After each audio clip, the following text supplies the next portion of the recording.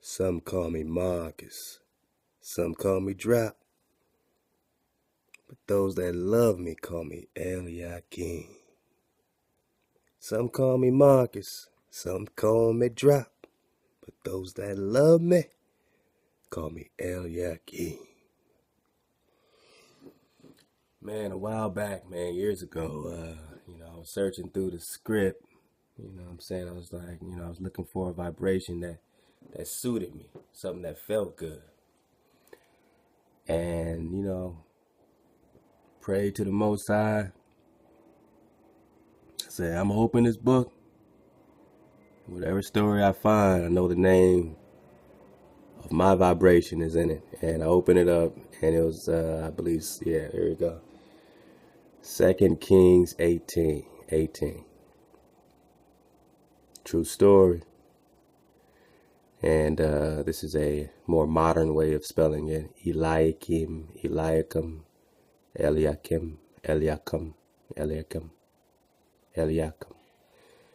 So right here immediately you see in the categories it says male names, and then you see that crown next to it says royals. And there's a whole list of those that what they consider royals. Now he's not no king or nothing like that, but he's a member of the royal house of Hezekiah, housekeeper of Hezekiah. So he kept the house. He kept the order of, he was the chief order of the kingdom of Hezekiah, which was a righteous kingdom, man. A son of Hilkiah and much appreciated chief housekeeper of King Hezekiah of Judah. 2 Kings 18. So you go check it out in Isaiah 22, Isaiah 36, Isaiah 37, you know what I mean? Also, this continues into 2 Kings 19, which is dope too. So y'all check that out. But we're going to get into it because I didn't actually really look up the etymology really of what Eliakim, I mean, I knew a little bit of it, basically, when you just look up the names and it says, all right, what's the meaning? You know what I mean? So we'll get into that. But, this is a cool little page I just pulled up. AbramPublications.com kind of gives you some etymology on different biblical names. It'll show you which names were what they would consider royals or whatever the case is. There are other Eliakims or Eliakims. A son and successor of King Josiah of Judah. There's a trumpet playing priest at the time of the dedication of the second temple in Nehemiah. Twice an ancestor of Jesus the Nazarene. According to Matthew. So now we in Hijackville and we still got Eliakim, who descended from King David via Solomon. So we're still going back to David. We're still going back to Judah. So even in the hijack, this was still going to Judah. Etymology of the name, Eliakim, or Eliakim. The name Eliakim consists of two elements. The first one being the El or the Et, depending on how you look at it, whether you go to the paleo, whatever you want to call it, which is just the beginning, the ending, the all, the Aleph Tau, the prominent, they call it Canaanite deity, right? So they're saying that before this name was that name, you remember the Canaanites called this, and that, and that. So, dodge the hijack, but you know what they're saying. Whose name became applied to the God of Israel, or the common abbreviation of Elohim, the genus or first, or God. So we know we got to dodge there. Hello, Jewish. We're in Jewish Jewland. You know what I mean? So we're trying to get out of that. But you see what I'm saying? So the first two elements being the Creator's name, applied to the God of Israel. In names, the segment Aleph Tau usually refers to what they're calling Elohim or Elohim. That is Elohim or God. So we're just referring to head in their hijack way, but we know what we're saying. In English, the words God and God are strictly reserved to refer to the deity. But in Hebrew, the words Aleph Tau and what is this, Aleph Tau? I gotta get my vocab up. Are far more common. Consider the following. All right, so then we get into the Al. So before it's the EL, they also call it the AL, which is the Hebrew translation of the Arabic article that survives in English in words like alcohol, algebra. There are some words in the Hebrew Bible that are transliterations. All right, so I don't want to give you a whole Hebrew lesson, man. Obviously, I do not speak fluent Hebrew, but I do speak frequency. I don't do karate, but I do crazy. You better ask somebody, man. Don't make me go there, man. All right. So that's where you get your Allah, all that stuff, El, Allah, all that. But that's all derivations of the Creator. Hey. So, let's skip down a little bit because I'm going to give you some more names. All right, so here's what, so we got the whole EL, but we know, what I'm saying, the derivation of that. So we got the Creator's name on that part.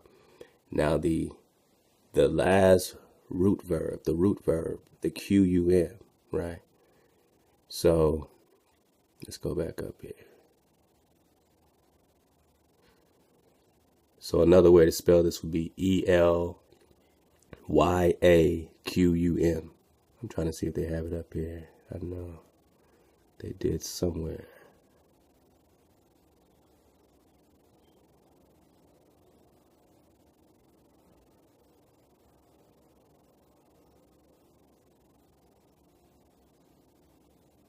They still just have Eliakim. Let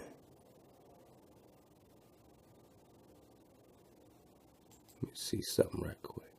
Okay, just gonna give you the same page. All right, so I know they got that around it, but the QUM is the root word of Eliakim. All right, so let's look at this root word. The root word QUM. Now I literally just opened up the book, man, and went to 2 Kings 18. And I'm just now kind of getting this, and just look how dope it is, when we look at our mission and we look at what we're doing and we look at, staying hijack free, and we look at this time right now. Look how timely this root verb QUM is. You know what I'm saying? Now, when you go into the meaning of Eliakim or Eliakim, it means that basically he who the Most High has, or that which the Most High has taken from low and raised high, or that which the Most High is, taken from a hard position, or a dark place, in other words, raised to a, light understanding, a pure water understanding. Either way you look at it. So QUM generally means to rise up or stand. Now, when I read this, I think it was last week. Right there is where I kind of just, because this is exactly what we're doing, and the Most High is perfect. And even though I knew that Eliakim or Eliakim meant, he who the Most High, or that which the Most High takes from low to high, in other words, takes from low to high, or, to a position of clarity. I didn't understand the root verb, I don't speak Hebrew like that. Generally means to rise up or stand. So I'm carrying his name for years, and I didn't know that the root verb of it generally means to rise up or stand. It's used in all the expected ways, from getting up from a prostrate position, so literally standing up. Exodus 21:19, Joshua 3:16, a kneeling position. All that. It may indicate the start of a journey. Then I had to step back again. How timely do we need? This is not for me. This is what we're doing. The wave you're surfing, what we're doing. These are the jewels that kind of pop out right when you need validation to continue what you're doing, or that it makes sense, to to those that it needs to make sense to, all this kind of stuff, right when you need that, the Most High provides. So I'm just sharing it with you, man. So it may indicate the start of a journey. So when we started surfing this wave, and, whenever you got on this wave, whether you was riding this wave all the way from our times in Facebook, whatever we was doing on Twitter, whatever we was doing more recently now on YouTube, you know what I'm saying? And now we got all this family now kind of coming in one place, and that's what this drop is. That's just all of these people, all of this stuff throughout time that have just been hijacked, free, surfing the wave, keeping out the static. I mean, we've been doing this for a long time. We become good at it. We know how to discern the energy, and we trust ourselves with it. So as we begin this journey, I mean, literally in this name, Eliakim or Eliakim, it may indicate the start of a journey, Deuteronomy 17:8, a paying attention. Are we paying attention? Numbers 23:18, a giving testimony, Deuteronomy 19:15. This verb is used when items are set up. So anything being set up, they might use this verb. Or when one assumes an office or position, that of leader, prophet, judge. All right, so, they can use this term negatively in terms of idols in Leviticus 26, like you're raising up idols. They can use this root word as raising up literally, or getting up. They can use this root word when you're literally making a rise or stand, kneeling from a prostrate position, a kneeling position. You're standing up literally, or you're setting up something such as idols. Or when one assumes an office or a high position, that of a leader, a prophet, a judge. Thus, this verb also used when a covenant is established. And I had to step back again. I mean, when we went to, Love to Lex Will, man, H1961, you know what I'm saying? When we got into the primitive root word, hey, hoya, hoya, we understood that's a primitive root verb. You can't shake a primitive root verb. It's hard to hijack a primitive root verb of a language that predates hijacks. So you're saying that in the language that predates hijacks, it's a primitive, that means first, that means the beginning root word. Hey, hi. That energy can't be hijacked, yo. Love to Lex Will for that, man, real talk. I'll always appreciate that energy as I grow forever. And that energy will always grow forever. So we're all rocking, man. Love, man. So, primitive root verb. The verb is also frequently used in a military sense of rising up against someone or some army. Let's back it up. We're only talking about the root word, Hebrew root word, kum, Eliakim. They said it, they pronounced it back, Eliakim. They didn't say Eliakim. That's how they say it now, Eliakim. We said Eliakim. That's how we talk back then. You already know, you feel that vibration. Eliakim. It's a beautiful thing. Rise, come. All right. This verb is also, all right, so thus this verb also is used when a covenant is established, Exodus 6:4. Or maintained, Isaiah 28:16.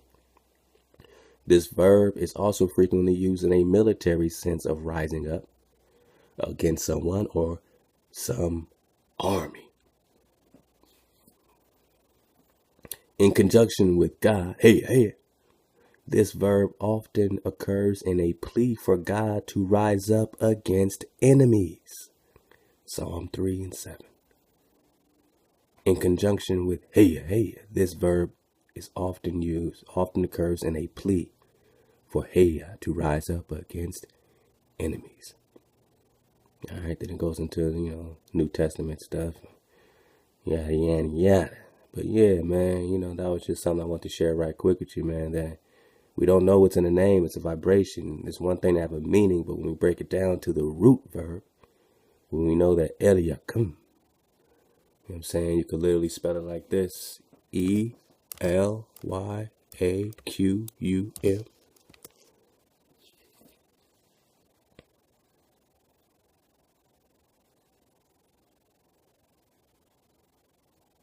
That's crazy. When you search Eliakim, we pop up. Eliakim in the wilderness. I didn't know. We had a presence under Eliakim. Man, you go Eliakim, you still gonna get the drop. Eliakim, still gonna get the drop. That's beautiful. All right, what does this say? I'm just surfing the wave, man. Watch how we surf this wave, man. They said Alcimus. What's this? Eliakim, God will rise. A high priest, the record. So now we're talking about a high priest, the record of whose career can be found in Maccabees. So that's First Maccabees 7, 9. All throughout Maccabees, you got another Eliakim. He was a descendant of Aaron, but not in the priestly line. And being ambitious for the office of high priest, he hastened to Antioch to secure the favor and help of the new king Demetrius. Oh man, we getting deep. So it's another guy.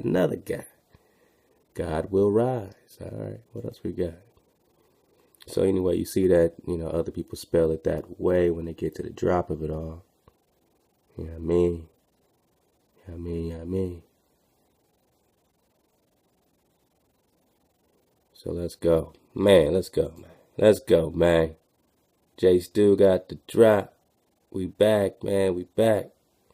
Hope you guys are enjoying the vibe suites, man. Just staying hijack free. I know Reverend Reed is staying hijack free, so let's do something we never done before. Let's go crazy. Let's go crazy. Y'all really want to surf the wave? I said, do y'all really want to surf the wave?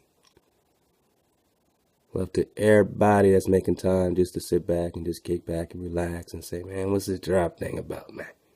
Y'all might be here for the first time, like, man, what's this drop talking about, man? I heard about this drop thing, man, saying, man, say he talking about some books and things, man. He say he got the real spiel. Well, how real is real?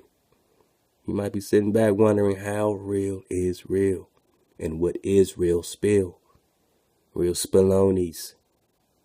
It's just the real thing. It's just the real ones. And I just give love always to my real one. Jay still got drop. All my real ones, man.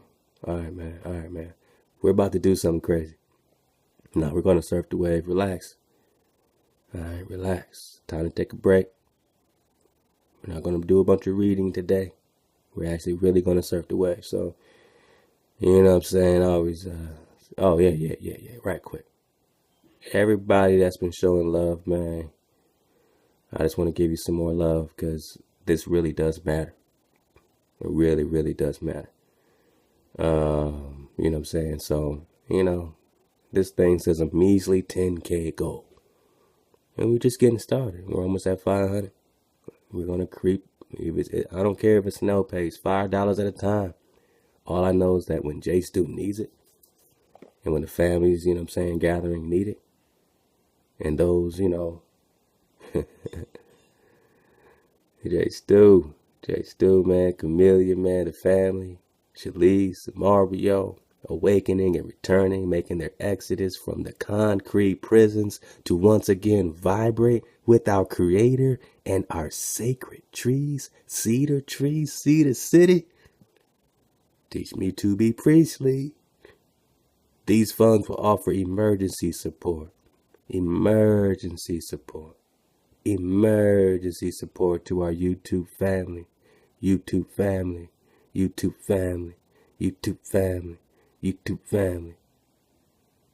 Alright, so this is specifically for those that have been surfing the wave recently on YouTube, putting their lives and families and faith and all that stuff out there to get this drop in. We need to give back to those people. It ain't just for you and any, you know what I'm saying? It's like, it's for those that have been putting in work. And then as we grow, as you support us, we can support you, but we have to support us. There has to be a us to support you. So because there is a us, this is supporting us that are seeking assistance during our trials and transitions on the road. So those that might be on the road like we done, I'm done paying taxes to the queen. I'm done getting jerked, man, with all these, fake laws and this, that, and this, that. I'm just done, man. I'm done with my mortgage. I'm done with this, that. You know what I'm saying? So they're there. You might be getting there as well, but they need to get there. They've been, putting it out there so that we can all support specific folks that you all know and support anyway. So if you know what's up, you know what's up. If you don't, it's all G. I love you, but this is for us, man. So they may be on the road headed to Zion. They may be headed. And when I say Zion, another brother sent me an email. He said, Zion, man, I'm saying, why y'all teaching that? I don't want to make love to you, bro. I don't even want to say it like that. I ain't gonna put that energy out there. But he said, brother, I have a good question. You know what I'm saying? Why Zion, or why are you guys teaching that Zion is Jerusalem or something like that? And I just, let them know that when we say Zion, we're just referring to Zion National Park. We do not believe that Zion National Park is actual Mount Zion or Zion, nothing like that. But we do at least acknowledge our migration patterns. We acknowledge that is a very important area with all those cedar trees, and we know that our sacred trees, existed everywhere. You know what I'm saying? All over, across the plain, man. But that area, Joseph Smith knew what he was doing when he went there. He knew which maps, and he knew what was there. That's all indigenous territory. That's all what they call Anasazi territory, enemies of our enemies. So anyone making their transitions, to rely on the Creator completely, like Jake's doing, the fam is doing, and other essential survival requirements. Join us, support us. We are Drop Nation. We are a nation of people waking up, getting that drop, searching for the drop. The drop is you. You're searching for the Creator. That's all the drop you need. We are all Creator's children. This Drop Nation is all of Creator's children. This specific GoFundMe is for those Creator's children that you've seen over these months here on YouTube, that you've been learning from, and that are making their specific transitions. And in the future, we hope to have all kinds of other funds set up for everybody, because we care about everybody. But we can only do one fundraiser at a time. And this is specific, and it's only 450. But we know that when they need it and they need something, we have at least done something. You know what I mean?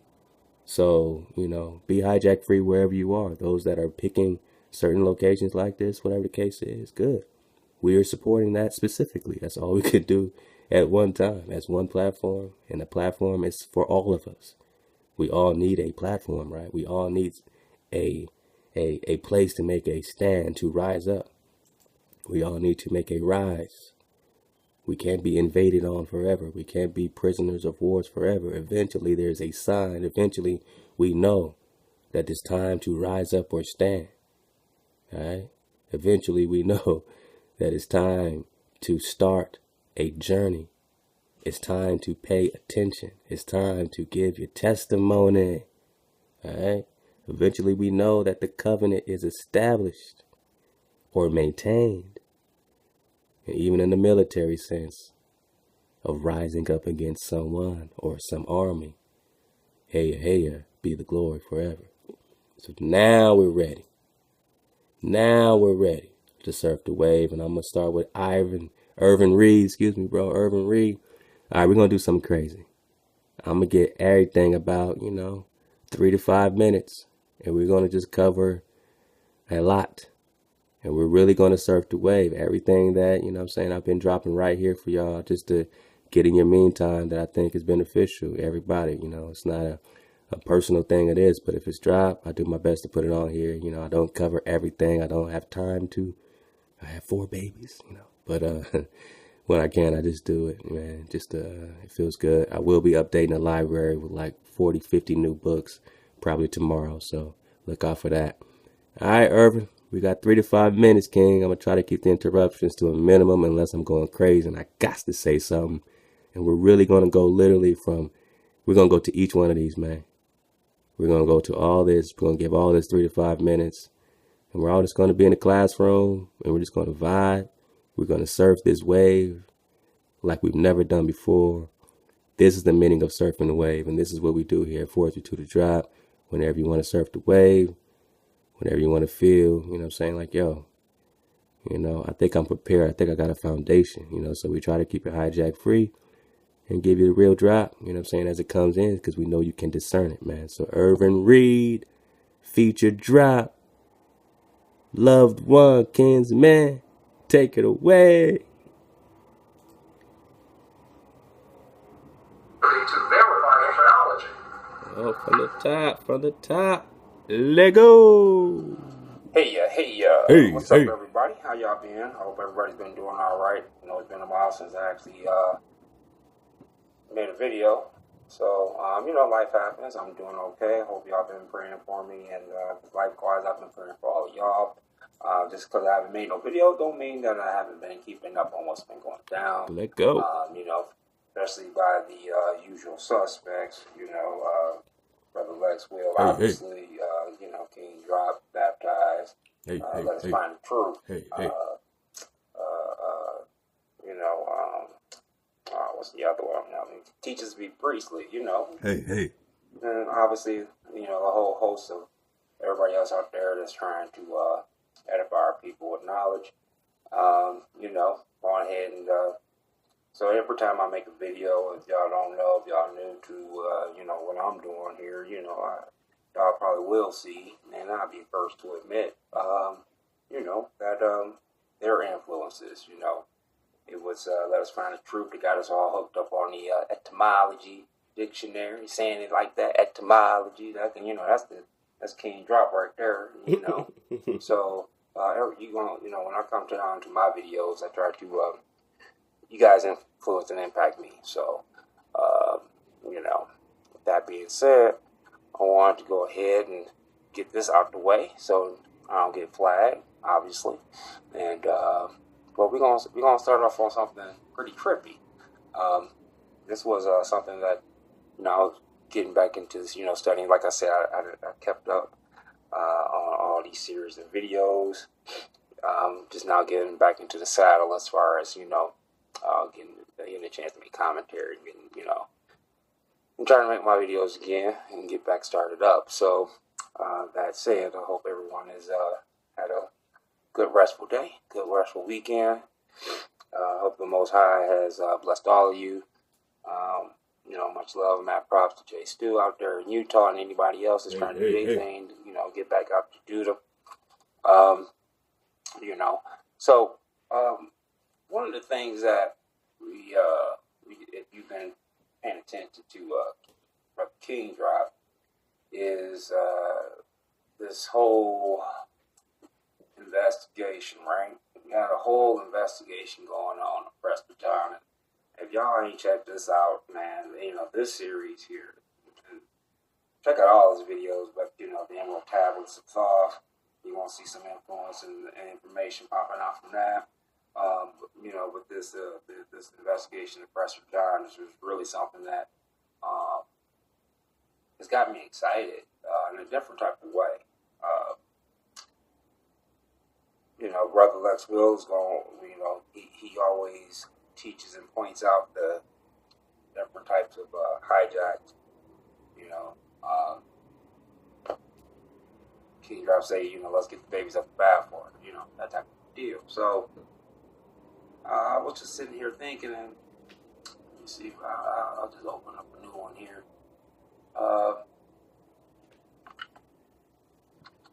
There was this video here that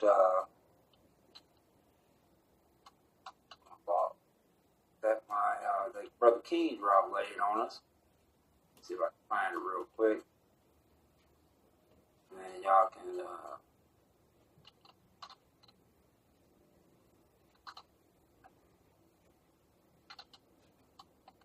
I can't even spell, right?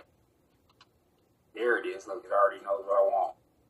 Now, if y'all ain't checked this out, y'all need to check this out here.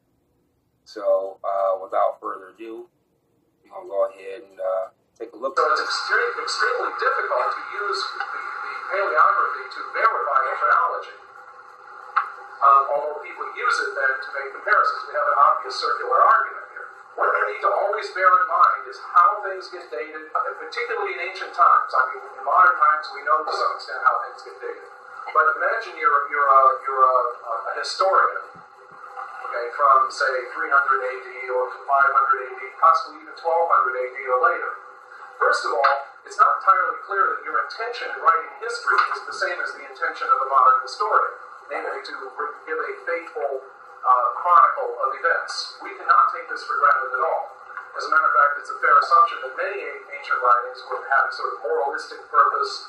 They were much more in keeping with, like Roman histories was showing the grandeur of certain figures, giving uplifting accounts, and so forth. This is very, very important because the results that we're talking about are, in some cases, are going to look and seem so preposterous to you that you will be very tempted to just turn your mind off or turn your back to the whole thing. And what Ellen and I are above all trying to do is not make you throw out the data. You may discard Domego's interpretation of the data. You may discard the interpretations that we have of the data, but you shouldn't throw out the data. Don't throw out the babies with the bathwater, right?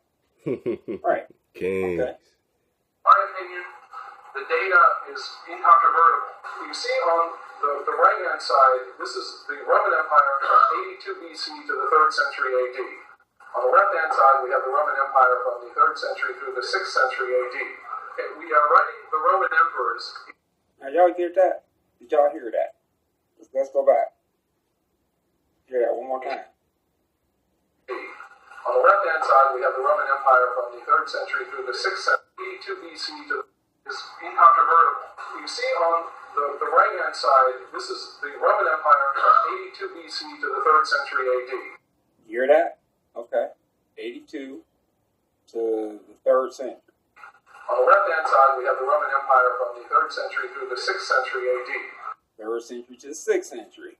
Okay, we are writing the Roman emperors in the order in which they occur according to the chronicles, according to the histories, even according to modern history. To read the diagram, the spaces, say, from here to here, represent the length of reign of that emperor.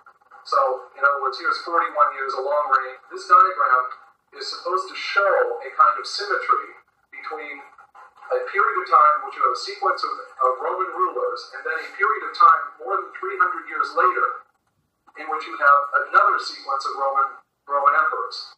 Now, this is what, watching this video for myself, and you hear it all the time. You should have your Bible out. You should have, you can stop, pause it. Y'all should look at these videos yourself. So, that's kind of what I did here. I want y'all to, but, it was this video here that Brother King dropped in the context of the whole Press for John conversation, hit me with. So, after watching this video, Brother King drops it, everything's in play. This whole, timeline thing, right? Right. So, that made me go back and re-examine everything. So, that means, let's go back to everything we already went through, we know about, we hit upon, we kind of filtered, and it kind of got hijacked our brain. Well, maybe we did. And the reason why I say that is because this right here, excuse me, this right here may be probably one of the biggest keys to trying to figure this whole thing out. Now, as we already know, just in case we don't, I'll pull it up. We want the wiki, right? Yeah, for the wiki, good old wiki.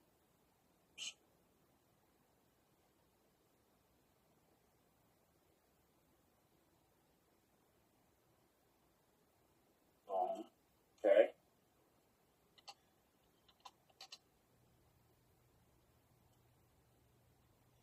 All right, yeah, Saturn, right? All right, let's go see disambiguous. Saturn, mythology, right? Saturn, mythology. Who is this guy, right? Saturn is Satan. Saturn is who? Got time. So when we know about what we dealing with is God time. And then when we have this going on, this parallels in the timeline in history. What's really going on, right? What's really going on, man? That's all I could give y'all, man. Y'all go subscribe to this kid, man. Subscribe to him, man, ASAP. All right, that's all I got to say about that. Irvin Reed got the drive. Love to you, man. We going to keep going. We surfing the wave. Let's go. Historic drop. Ancient Egypt. The curse of Tutankhamun. Let go.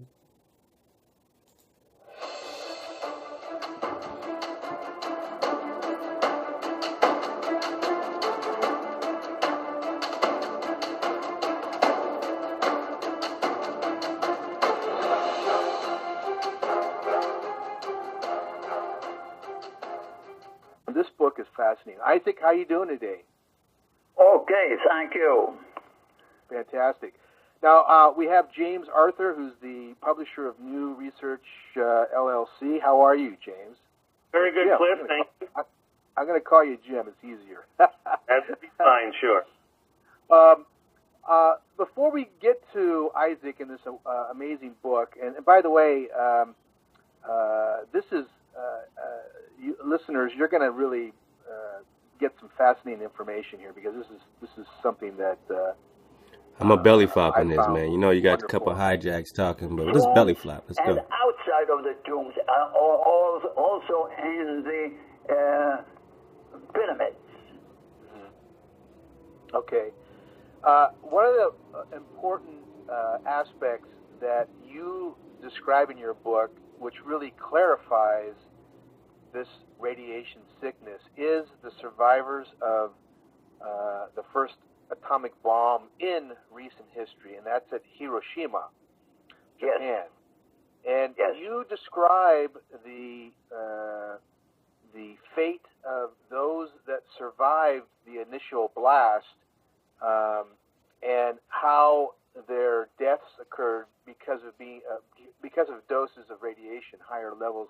You get into the various levels or rads of radiation with quite about amount of detail, because you're an engineer. Of course, this is probably fascinating to you. But for those of us who are not engineers, can you explain a little bit in these deaths of Carter and his excavation team, and how it's so obvious that they did die of radiation poisoning? Well, we have to distinguish. Hiroshima is an explosion of atomic bomb. Egypt is not an explosion. It is a place to store radioactive waste. We have in Egypt hundreds of thousands of containers that were found buried in the tombs or otherwise. Oh, shit. We are belly flopping the shit out of this frequency. This dude just said that Egypt is a place to store waste, and they're finding hundreds of thousands of containers of radiation or radioactive materials. So if they were storing waste in that Egypt, then where's the real one?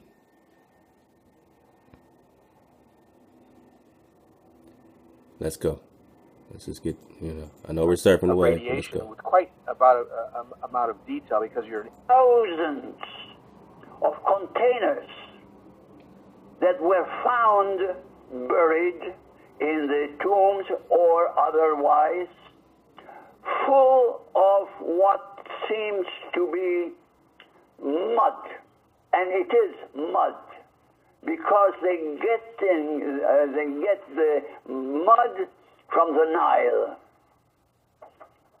This is interesting because the U.S. government is doing almost the same thing in nowadays. The Department of Energy has been mixing not mud, but Earth, let's say, with atomic waste. They had mentioned it. They had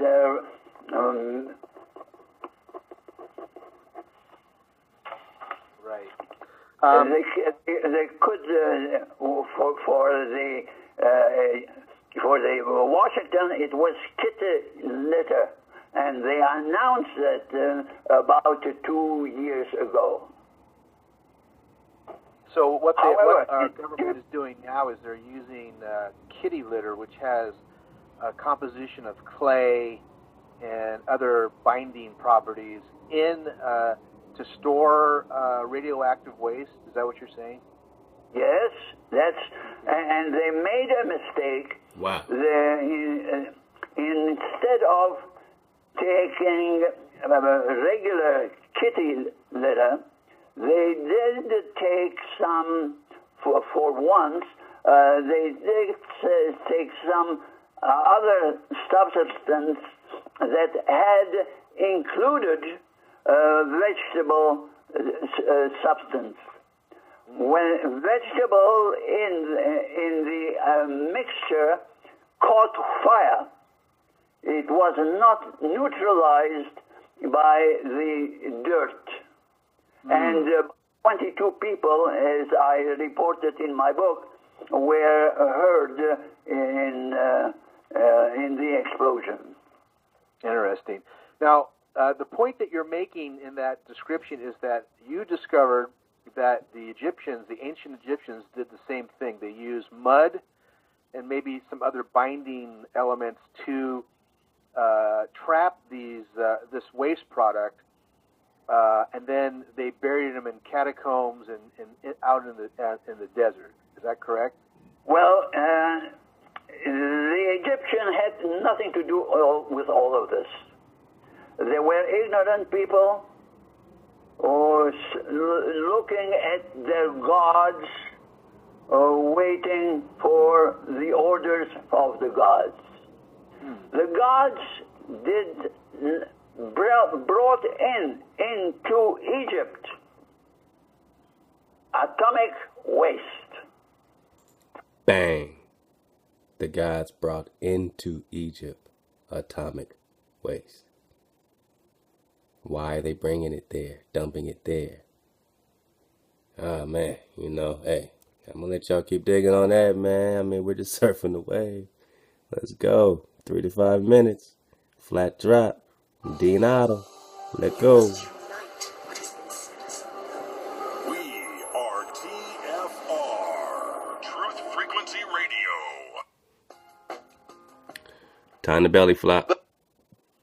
Woke up to the flat earth and the firmament. Man, we do great belly flops around here, I must say. Hey. Rakwa, rakia, rakwa, rakia. Rakia. Properly, an expanse, i.e. the firmament, or apparently visible arch. They just say apparently because they haven't seen it. Visible arch of the sky.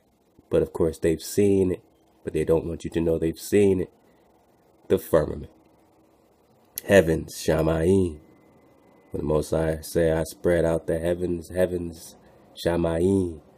Rakwa, I beat it out. I beat out the firmament, the expanse. Rakwa. Let's go. And what was it that you initially began to investigate and research in that made you understand this as as truth, as most certainly revelation of truth?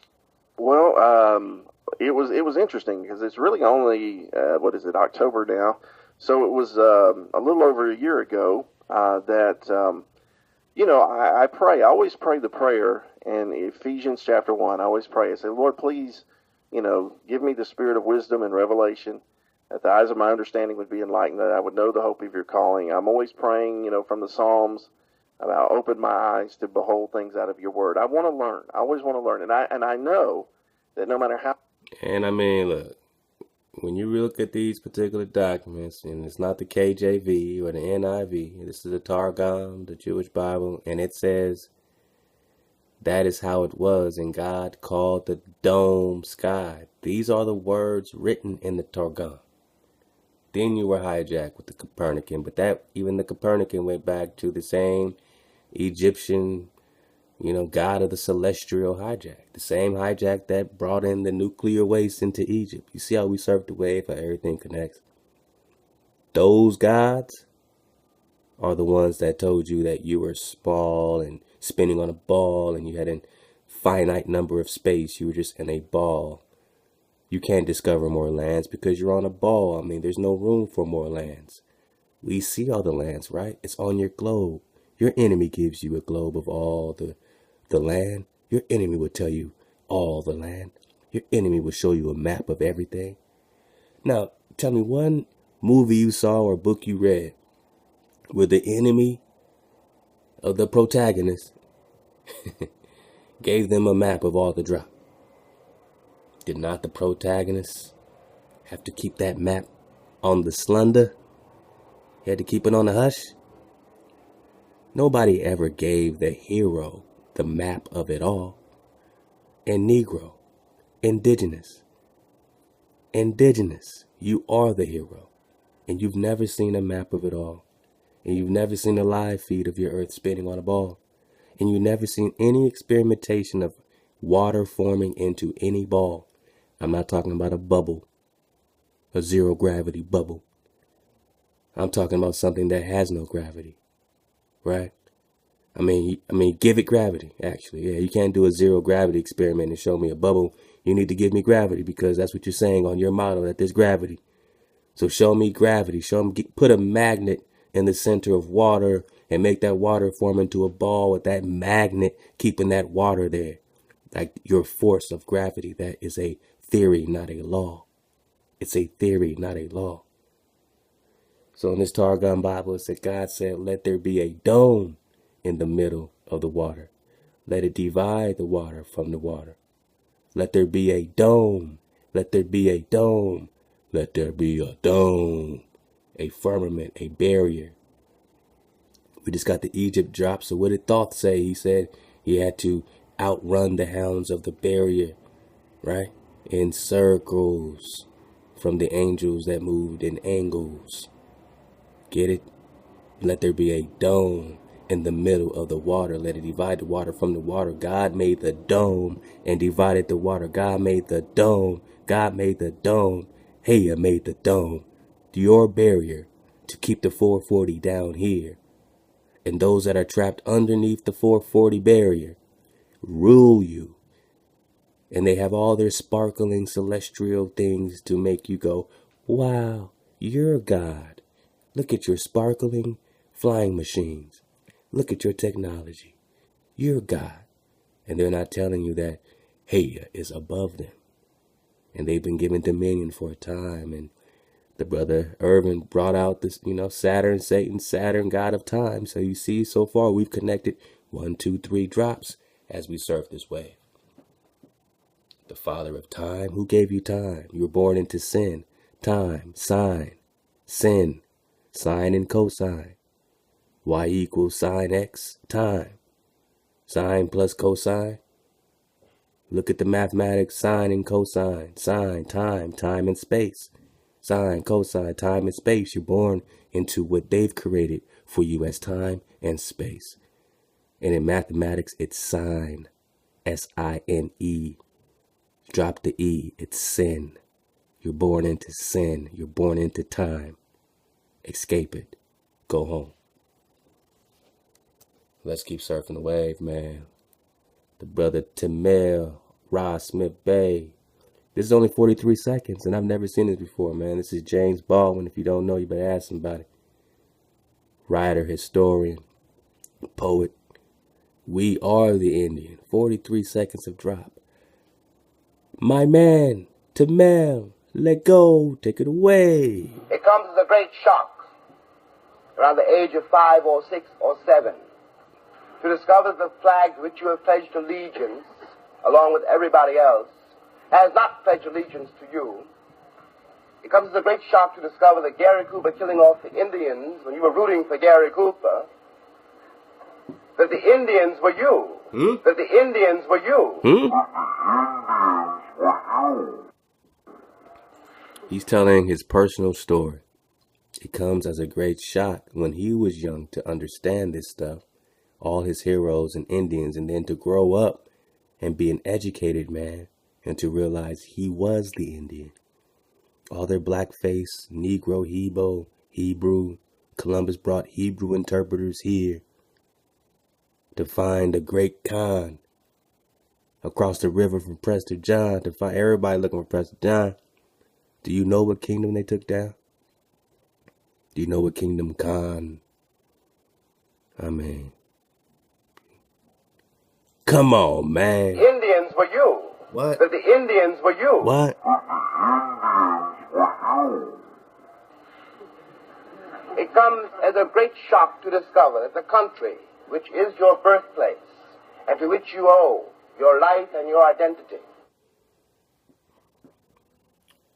which you owe your life and your identity, discover that the country, which is your birthplace, and shock to discover that the country, which is your birthplace, shock to discover that the country, which is your birthplace, and to which you owe your life and your identity. Your identity. Your life and your identity. Your identity. Your life and your identity. You, Negro. Your life and your identity. Here. America. Love to Navel. Ross Smith Bay. Let go. Sports drop time. We're just surfing the wave, man. This is how you surf the wave. You know, I do my best, man, to just stay in the frequency as I drop these things. And sometimes just, you know, you gotta go one by one, you know what I mean? But just know that you can get a little bit. I mean, how much have we learned in just watching, you know, the first couple of minutes of everything? All right, so this is Drop Nation. This is a nation of folks, regardless of if they know anything about Drop or Nation, but they are Drop Nation because they're kicking that energy. Some of them are hijacks, but we're getting the drop out of it. We as Drop Nation can still get the drop out of hijacks. All right, now this brother's cold, man. Remember, he had the sports drop. You know what I'm saying? He does what he does. All right, let's get some babies, man. I come here for babies from time to time. Research it. Now, he made a prediction, and he just want everybody to know he's sticking to it. He said the Colts will win the Super Bowl over Minnesota, something like that, I think. All right, remember that whole Kings and Vikings, and how Vikings is not Vikings. The V and the I is the Roman numeral 6, and it's 6 kings, referring to the 6 Hyksos kings. You know about the Hyksos kings and the Shepherd kings, right? I mean, we all know about the Shepherd kings. We don't have to play. We don't have to play. Man, love again to Uno for finding this PDF, man. Hopefully y'all been able to download it, We're going to drop it in the library, man. It's going to be one of my first updates. I might have to compress it because it is 1,019 pages, but we're going to get back into OSB. You know, a lot of babies. We got a lot to cover, man. We got a lot of other joints to get to, and, you know, surf. So as it feels good, we get there. You know, it's not a rush. Nothing is a rush. There is no time. Like my man Irvin said, there is a God of time, and Heya has no time. Heya is off the clock. Aren't you trying to get off the clock? Aren't we all? I said, aren't we all? Man, let's get to that right quick. Oh, man, I can't wait to get... Now, look. Now, this is how I know that this is hijack. We're just getting babies out of this. But Firmament, instead of being the dome or the barrier, they don't even mention the barrier, these angels behind this joint. They just say the world of space between the stars and planets. The world of space between the stars and planets. So they don't mention the barrier, although you see this little thing like this. Don't that look like a dome? But let's go. Shepherd Kings. I mean, I'm going quick, so you know me, I'll get into it. A nickname to a wandering tribe who kept flocks of goats in the southwest of Persia. They also migrated into Egypt and became powerful. At first, they were mild and non-resistant, but afterward, they became savage warriors. Don't that sound like some hijacks is writing about people they don't like whenever they use savage or barbarian? Such of them as did not apostatize, but kept themselves holy. This whole word holy is a hijack. Separated from the others and became the founders of Ebra. All right, here we go. Which afterward became Hebrew. From Ebra to Hebrew, which afterward became Jew, from whom Abram was descended. These were therefore the cream of the ancient Zarathustrians. So we're going to get into the Zoroaster. See if they hijacking us or if there's some foundational legend in this Zarathustrians of 3,000 years before. All right. So we're going to work it out. RFG chosen one. Take it away. Yo, what's good, everybody? It's RFG back at it today. And, you know, I'm going to just go over the situation in the NFL right now, but pertaining to the Colts and the Vikings. You know, it's really crazy and sad that most individuals still don't understand that their professional sports, especially in the NFL, when they watch it, they're not watching real football. Okay? I don't know if it's hurting their emotions, if it's hurting their psyche. You know what I'm saying? Now, some of us might still find that hard to believe. You believe in the illusion. You don't believe that everything is for a reason and a time from the God of time. They have to grow up and wake up to the reality of, you know what I'm saying, what the NFL really is. It is WWE. It is very corrupt, okay, and it is rigged, period.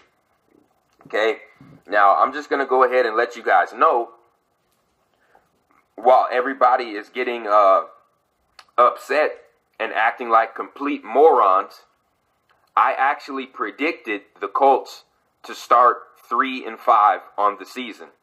And if you think it's bogus bullshit, here's my Facebook post on October 16th when the Colts dropped to 2-4. This is what I posted on my Facebook wall. This is my prediction for the rest of the Colts season. Week 7, against the Titans, definite win. Didn't the Colts win against the Titans? Okay then. Week 8 versus the Chiefs. Definite loss. Didn't the Colts just lose to the Chiefs yesterday? So now the Colts are at 3-5 with their season hanging in the balance. All part of the storyline, the scripted storyline, ladies and gentlemen. And if I'm not mistaken, I actually made a video back in July, okay, about the 5 connection. It was my Super Bowl 51 decoded video, the first one I made July 17th. Mm-hmm. I said there was a huge connection with the number 5 and the Vikings. What I'm here to tell you is that number 5 is definitely connected to the Colts this season. Okay, let me explain. The Colts, okay, has 5 letters in its name, the Colts. Right now, Andrew Luck is in his 5th season. So how did he start off his 5th season? He started it off the first half 3-5 with a 3-5 record with 5 losses. So guess what he's going to do to save his 3-5 record? He's going to win 5 straight games against the Packers, bye week, against the Titans, Steelers, Jets, and Texans. And guess what else is going to happen after that? The Colts are going to get their 6th loss to the 6 Kings in Week 15, which is a 6. Get his 6th loss in Week 15 against the 6 Kings, the Vikings. Then Andrew Luck is going to close the season out with a win against the Raiders and a win against Jacksonville. Okay, to seal the playoff spot and to seal the AFC South title. Okay, it's not a game. It's not a joke. Like I said, Andrew Luck is going to win 5 straight games to save his 5th season. And after he gets his 6th loss to the 6 Kings, guess what? He's going to win 5 straight more games. 2 last games in the regular season, and he's going to win 3 playoff games to meet the damn 6 Kings in the Super Bowl. So he has to get 5 straight after the Jaguars. He has to get 5 straight wins again. He has to get 5 straight wins again to go to the land of the 5-pointed star, the state with 5 letters where 5 police officers were gunned down this summer, making the Vikings go 0-5 in the Super Bowl. You guys better wake up. Like I said, I told you guys about the 5 connection. You guys better wake up. Okay. Because you're going to be looking really stupid. You guys are going to be looking really stupid. Go ahead. But you know what? I'm not going to scream. I'm not going to raise my voice and curse. You know what I'm saying? Go ahead. I feel like, me coming into my early 20s, going towards my mid-20s, I'm just not going to stress the BS anymore. I'm not. Either you can accept that your sports is fake and scripted, you see what I'm saying? Or you could just go on about your business. Because, I'm all about truth. Period. I don't live my life in a lie. If I know something is fake and I know something is fixed and phony, I'm gonna speak up. I'm gonna speak up on it. Period. Boom, man. So y'all check out RFG Chosen. Whatnot. I am not condoning or don't come holler at. You know what I'm saying? Drop Nation, whatever the case is, and say, hey, man, I put all my money in my house on the coast, man. I don't know. I don't know. I don't do this shit. But if you did, man, you might be, I don't know. But, I don't. I'm just saying. So let us find the truth, man. Let us find the truth, man. We keep this library on deck for y'all, man. And it's not just a library. It's an entire experience. So go ahead and let us find the truth, man. And get that drop. Get them babies. Let us find the truth. I mean, man, we had all kind of Samhain. You heard Samhain parties and trick-or-treats and all kind of things today. They call it Halloween. Now, remember, it's not just one day. You go back to the show archives. All right? And, man, I can't wait to be back on live because that's what I do. I love it. It's a great way to connect, great way to build, great way to spread the frequency, spread the word. Go to the show archives right here. You dig? And, yeah, man. Oh, yeah, love to everybody, man, that's been getting those shirts, too, man. Love to LaShonda Hunter and just everybody that's been supporting October. Everybody, man, you already know. Getting the shirts, man. And we got the hijacks. No hijacks allowed joints coming next. So I should have those within 2 weeks. So I have them for you, man. We'll get all the different colors going as well. So we're just kind of getting going.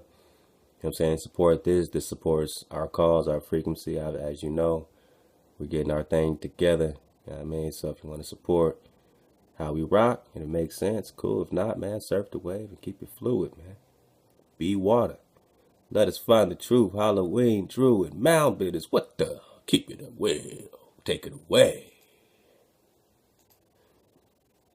Let's take it on back. Let go. Fair use statement. Federal law allows citizens to reproduce, distribute, or exhibit portions of copyrighted motion pictures, videotaped, or video disc without authorization of the copyright holder. All right, man, you're reading this, man. I'm about to belly flop. Let's go. Mississippi River Valley. Mound builders. Let's go. Tributary waters. All right, now again, copper-colored races are living all over this land. We know this, and I will show you a video where a lovely lady takes the time to read a article. And we'll get to that shortly. Since man, we've been belly flipping. We've been belly flopping so beautiful. Now, what I'm just Monk's Mound, just right quick. I'm gonna give this brother his good 5 minutes, man. Cahokia Mounds, man, love to teach me to be priestly. This is what we've been building on for like at least 4 drops. You know what I'm saying? Teach been kicking it. Y'all go subscribe to Teach Me to Be Priestly. Let us find the truth, or LUFTT. Mound builders, let go. I'm going to show you. You've already seen the video I did on Druids. We're looking at the Celt people. These people build mounds. these people build mounds. That was actually Lex calling right now. So Lex, when you see this video, you were actually calling me at the exact moment I was actually making the video. Man. So that's why I didn't answer. Look at that. Making the video. That is a beautiful thing.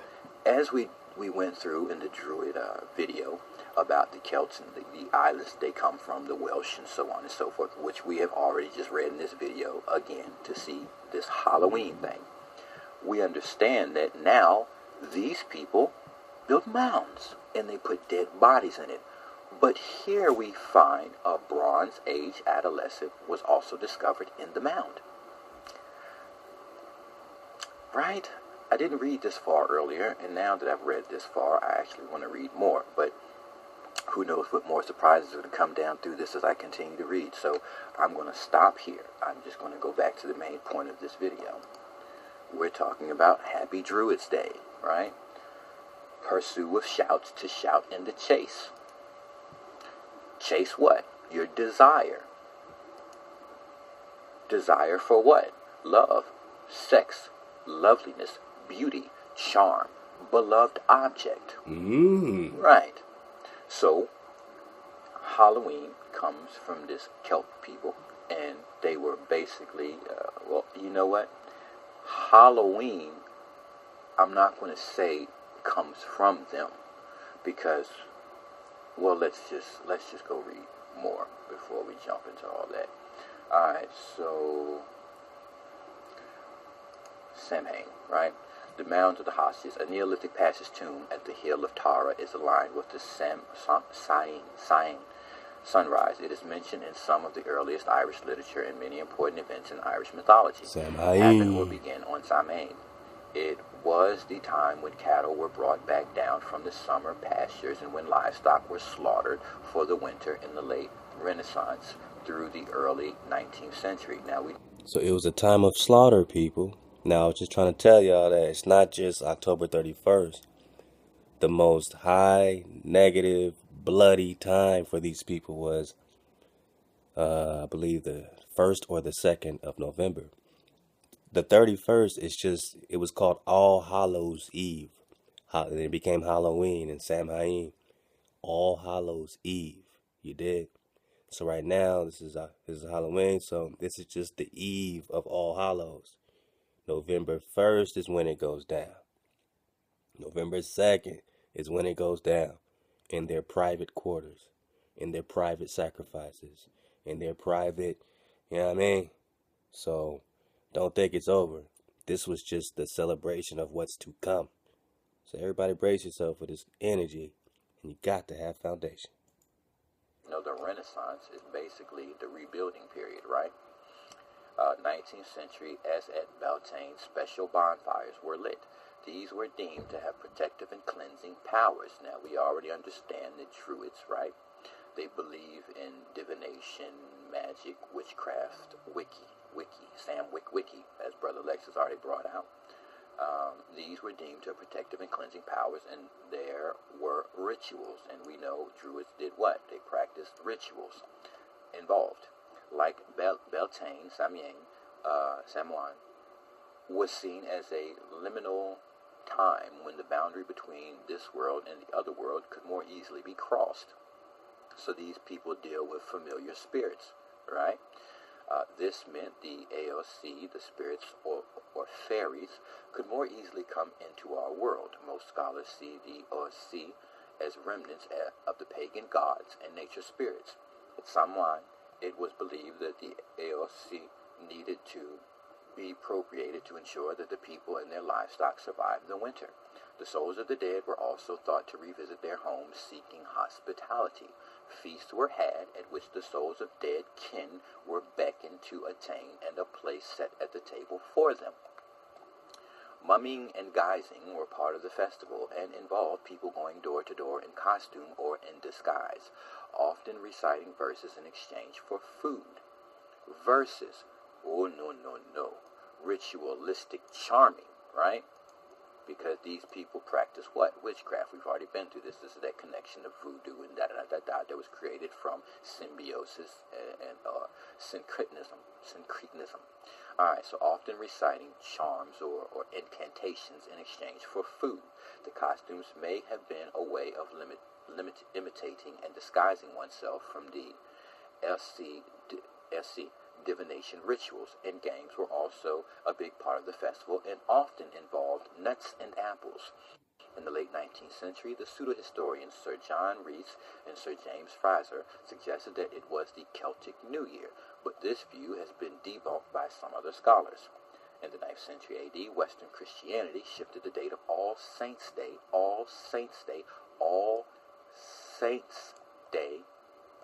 to the 1st of November, while 2nd of November later became All Souls' Day. So the 1st is All Saints' Day, and the 2nd, now this is Western Christianity now, don't confuse yourselves.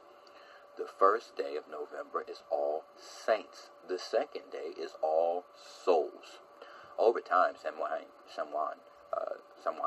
and All Saints, All Souls merged their syncretism to create. Wow. I mean, come on. This is what we're talking about, right? So November 1st, they called it All Saints Day, but their saints are who? Devils, demons. So All Demons Day.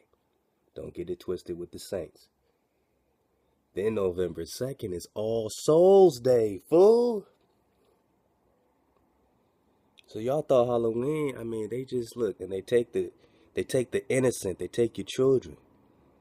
Now, when you go to that 5-hour radio show and you click on the archives and you hear Rah Rah the Great breaking it down and Silas Nehemiah breaking it down and D. Will breaking it down, when you hear my big bro out in Vegas, man, shout out to my big bro, man. That's my real big brother out in Vegas, man. He is a martial arts phenomenon out there, man.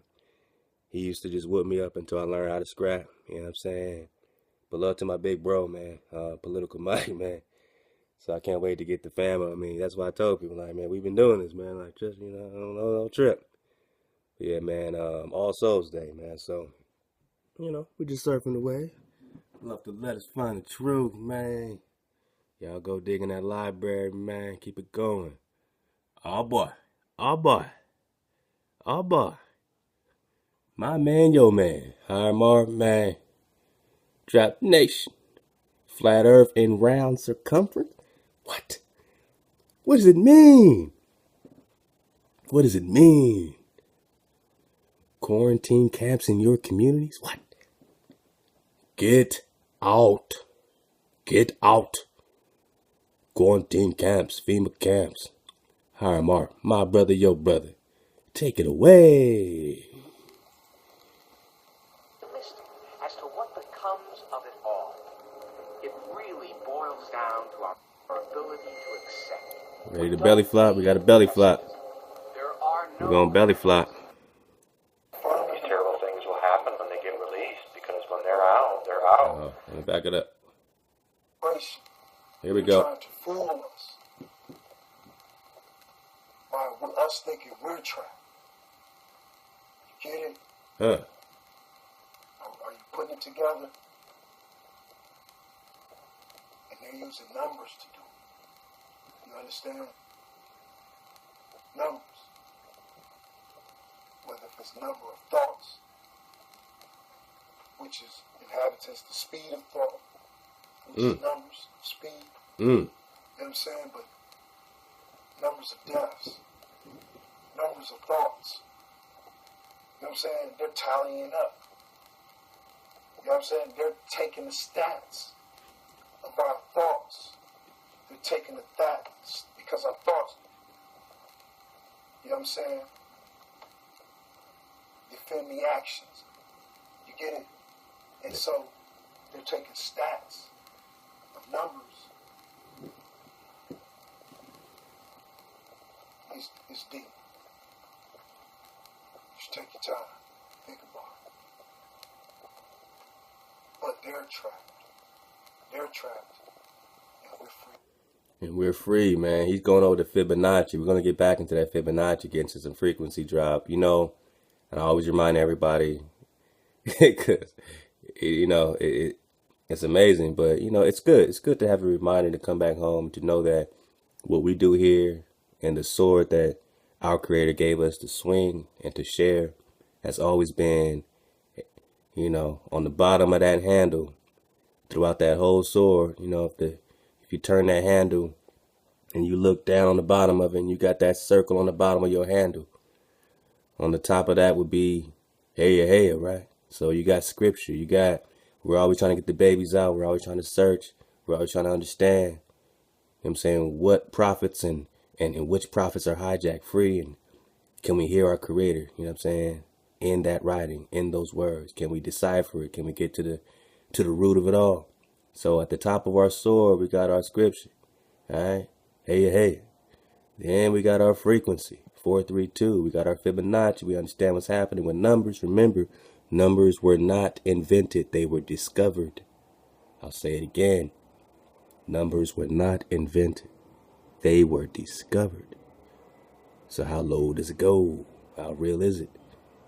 All right, so you got hey, you got your script, you got your scripture, you got the prophet's writings, always connecting your commandments. You got your frequency, your 432. Over here you got your indigenous truth. All the books we dropping to get the indigenous truth. And right here we got our orientation. We got our foundation. All right, we got our flat drop. We got our drop to understand that we have orientation. And once you stop spinning and have one still moment for once in your life, and you just stop spinning and you stay still and you're planted and you're firm, you're fixed, and you're immovable, then you got the full power of your orientation, your flat drop, your 432 frequency drop. You got your indigenous truth, and you got your scripture, you got your commandments, you got your word. Those are the 4 points we'll always cover here in this classroom. These are the 4 points we'll always, this is what my life is, man. And I'm sharing it with you. All praise the Creator. So whatever we get to, whatever manifests through this, whether it's land and acres of land, whether it's, shirts or, whatever we do, man, to promote vibration awareness, it's always going to connect those dots, man, between the 432, the indigenous truth, hey, the word, and your orientation. Hi, my brother, all yours, my brother. Love you, brother. Take it away.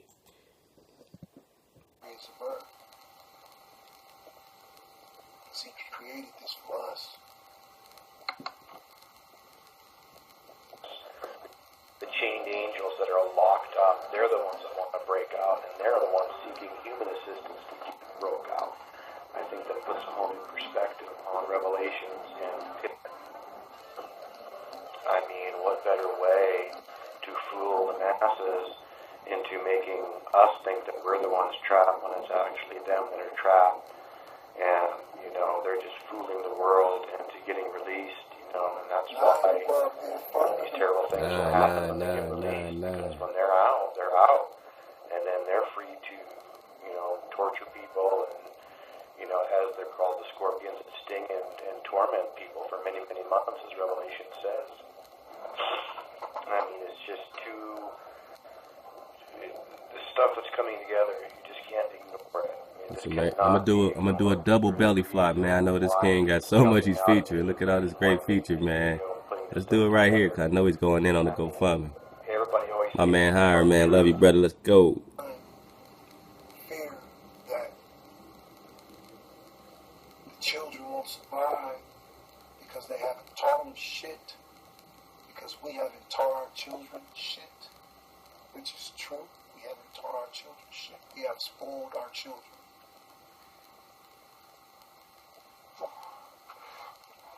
So yes, of course, our children won't be able. It'll be rough.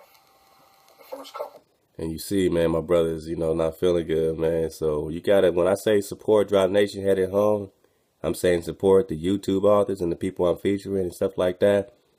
These are the folks that I've been rocking with. These are the people that, some I talk to, some I don't. But these are the ones I know, man, is putting in the work. And those that have helped you grow and learn and kind of, gave you different babies in the bathwater. everybody can join this. You know what I'm saying? Everyone can start dropping. Everyone can start being a part of this. This is not a separate thing from you.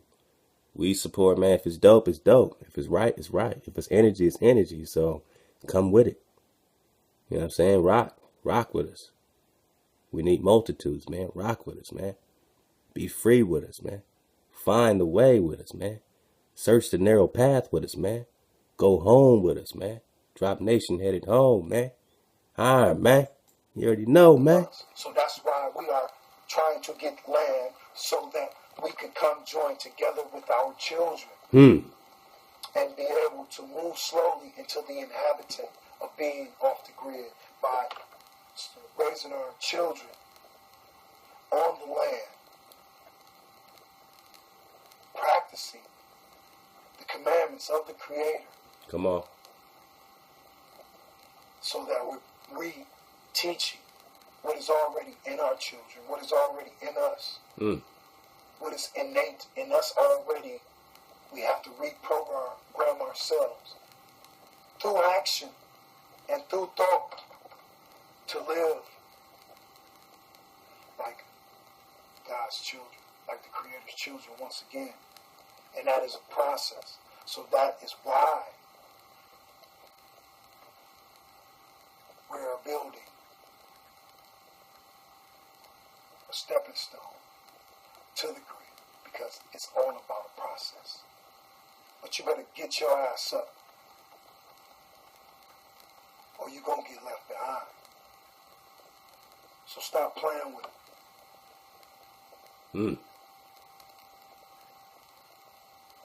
If you don't make this work, then how you going to make the land purchase work? Because this is for the people that are moving off the grid. It's a total conglomerate of things, baby. So this is for the people that are moving off the grid. Not into the cities. They're moving off the grid to the trees. Hey. Going back to the trees, to the sacred trees. Hey. Okay? Everything is a process. But this is for the people who are willing to do it right now and saying, I hear y'all on the land purchase, but I'm willing to go off right now. And I just want to know if y'all have my back. These are for the people who's going off the grid. Off the grid. That means it's not about a job. They have already saved up what they need to save up. Or they just ready to go. So this is for the people that's moving off the grid. And the next GoFundMe will be for the land purchase. Okay? Kings, man, and when he says land purchase, he's talking about just really the extension. You know what I'm saying? We got what we got. We doing what we doing. Period. You know what I'm saying? So those that want to continue, man, and feel like that's what the Creator is leading them to do, we're not asking for nothing. We ain't begging for nothing. The Creator has already supplied it. He's already supplied it. The energy is already surrounding us. We're doing our best to be hijack free. Are we flawed? Yes. You know what I mean? Are we flawed? Yes. Are we searching for a way? Yes. Are we Israel? Yes. Are we the created seed? Yes. Can we all be hijack free? Whether we're the seed of this or the Negro of this or that? Yes. But it has to be in order. And we have to restore the root of the earth. Those that have been cast down. Those that are awakening. Hi, Mark got the drop. Y'all make sure y'all, you know what I'm saying, make sure you support these family, man. Go subscribe. It makes a difference. Your $5 makes a difference. Subscribe to the King, man. Like the videos. Do everything you can to support. This is what we're doing for the best of what we can do, man. Who got the drop? Hiram Art got the drop. Check out his last drop, the Sambo Negro joint, man. Beautiful thing, man. Donate to fight sickle cell. Love to Chandrella Avery, one of my, you know, big sister's growing up, man, who's done amazing things, man. So she's really fighting the sickle cell fight, you know what I'm saying? And you can donate right there. I always got it up for y'all. Historic drop, Abydos, and a 3,800-year-old tableau of boats. What does it mean? All right, man, we're surfing the wave. Take it away. Uh-oh, hijack. Hey everybody, I have a video here for you today, and I'm kind of taking a little break from research videos, but I like sharing news articles once in a while, especially when they have to do with ancient places. Right quick. Do you feel like you're living on a ball right now? In the void of space. In the vacuum. So NASA does all their training underwater. As we know, we see bubbles in the film. And they, of course, have their underwater training grounds. That's very popular. Everybody knows about them. But they have 0 training facilities in the vacuum facilities on Earth. There are huge vacuum facilities. There's about, 10 super duper major ones. And NASA never trains in those.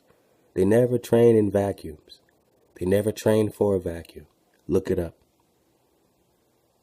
But somehow they're ready to go to the vacuum of space and do spacewalks in a vacuum. Now that same super duper vacuum is not affecting all this water. The water is stuck here. Why? Because of a force they've invented, and they call it gravity.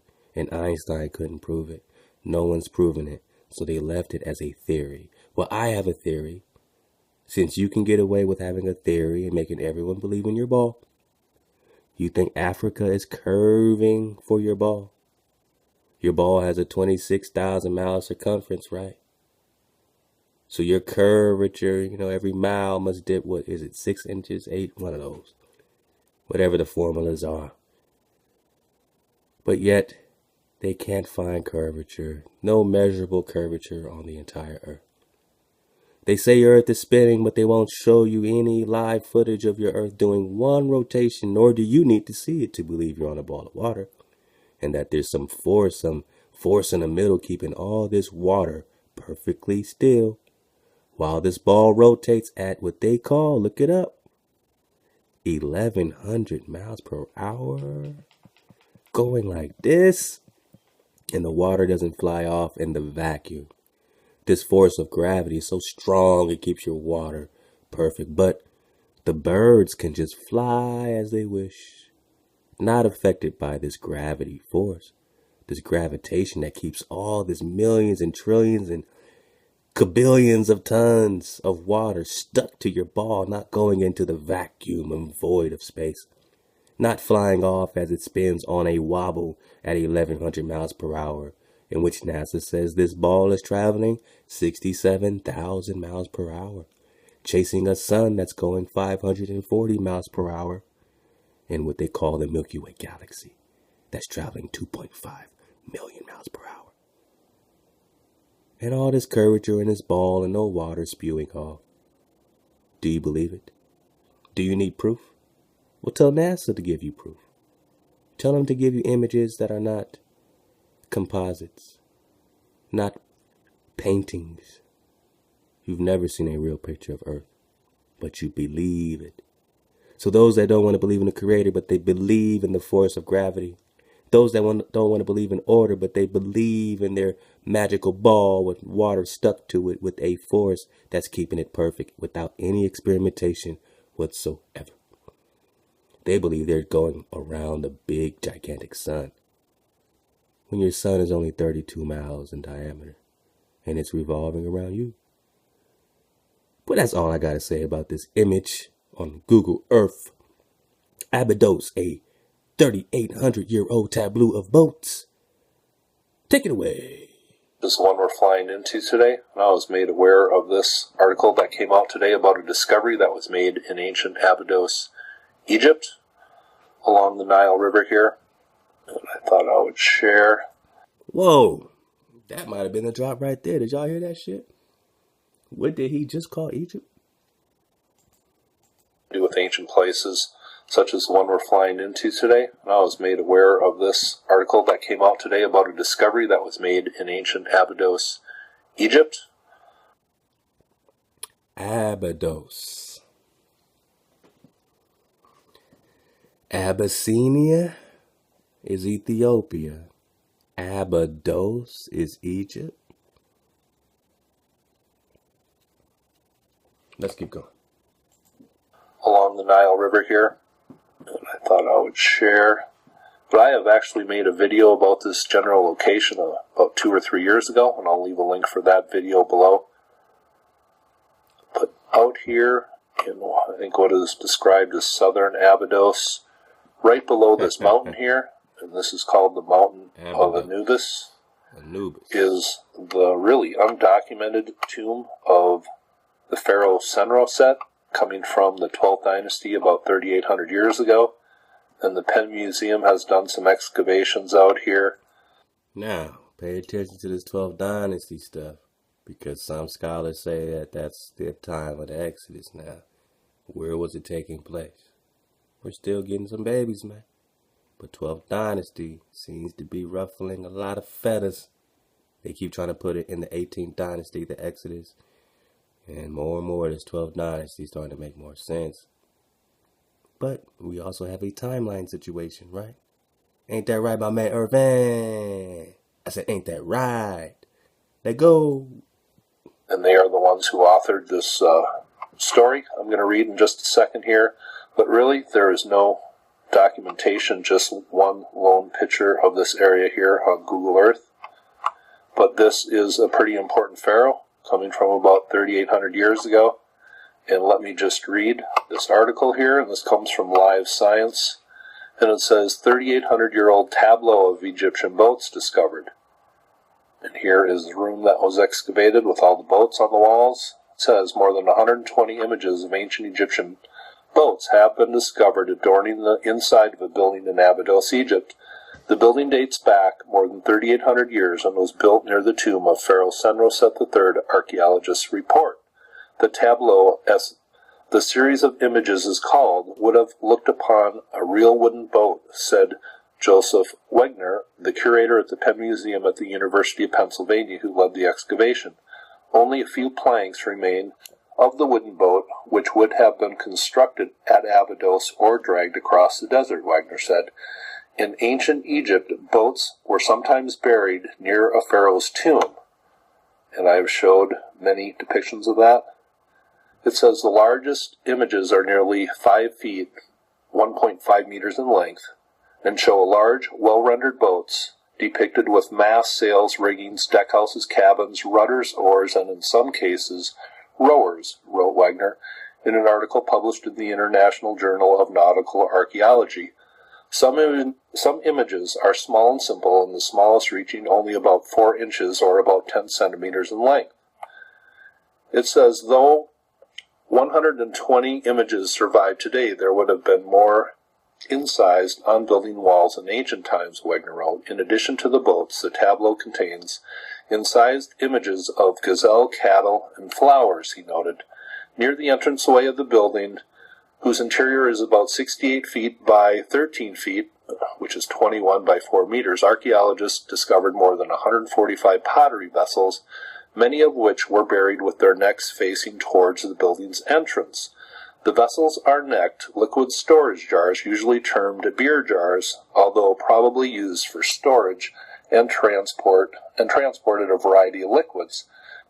And I believe the beer jars are in direct reference to a chapter in what I call, or what people know as the Book of the Dead, and I know there is a correct title for that book, the Book Coming Forth by Day. I just wanted to mention that. But it says, the existence of the building was first noted in 1904 report by an Egypt Exploration Fund team that worked at Abydos between 1901 and 1903. However, that team didn't have time to excavate the building and didn't know what was in it. They came down upon the very top of the boat building. They saw the vault of it, but abandoned the work, Wagner said. Goes on to say, the archaeologists don't know who drew the tableau or why it was created. We can't conclusively answer that on the basis of what's preserved, Wagner told Live Science. However, the researchers think that multiple people created the tableau within a very short period of time. And here is one of the boats depicted. It says, one possibility is that the people who built the boat also created the tableau, or perhaps a group of people taking part in a funerary ceremony after the death of Pharaoh Senroset III etched the images onto the building walls. Yet another possibility is that a group of people gained access to the building after the pharaoh died and created the tableau. Archaeologists found that a group of individuals entered the building at some point after the pharaoh's death and took the boat apart. And it says archaeologists are also puzzled over the purposes of all the pottery found near the entrance of the building. And it says it's possible that those attending the funerary ceremonies could have spilled liquid from the pots on the ground on purpose, potentially a massive decanting of liquid, likely predominantly water, at the entrance of the building was a way of magically floating the boat, Wagner wrote. That should be taken with great speculation, but that is a little bit about the discovery of these images of boats coming from ancient Abydos, almost 4,000-year-old depictions of boats, and I believe they come from a depiction from a funerary ceremony, because the boats were really what pharaohs journeyed on the celestial Nile, which was the Milky Way, and I have shown many tombs where that is depicted. And also, upon the death of pharaohs, there is a special ceremony, an armada of boats that supposedly sails from in front of Anubis down to Abydos, kind of a parade of boats as a ceremony for the dead pharaoh. I just wanted to mention that. And I just want to read a little bit more about Senroset here, and this was also found. And I just want to read, early on the excavations, Wagner and his team found many clay seals bearing an impression of Anubis. The hieroglyphs on the seal spell Mountain of Anubis, and is generally agreed that this refers to Gebel Mountain. It would appear that the Mountain of Anubis was another name for this location in southern Abydos. Senroset III was much involved in the cult of Osiris and has sent officials to support, finance, and expand upon the rituals carried out for that god at the main center of Abydos. And this ancient religion, this cult of Osiris, that I believe the traces of it can go back to the building of the Great Pyramid and what we know today as the Sphinx. And isn't it funny that Egypt... Yo, that Devil's Punch Bowl, you can research... My bad, I started reading ahead, but Egypt, we're all in this Abydos, man, this Abyssinia, this Egypt, and we're all these are all new names for this stuff. This, don't get it twisted, these are all new names. It says he had hundreds of men working for him, and they dug a pit about 40 feet deep to find the occasional entrance to the tomb. This massive pit was nicknamed the Devil's Punch Bowl. Maybe I'm tripping. Maybe I'm tweaking, man. Maybe this Sam Haim got me tweaking, man. Maybe this old hollows got me tripping. Got me hollowed in the brain, in the cranium. Devil's Punch Bowl. I'm gonna put America, because I know I heard something about a Devil's Punch Bowl in America.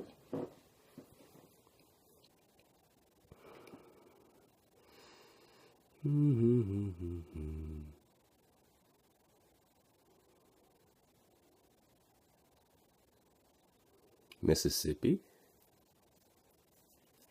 I'm just surfing away. What's going on? During the Civil War, authorities in Natchez, Mississippi forced tens of thousands of freed slaves into camps built in what's known as Devil's Punch Bowl of Natchez.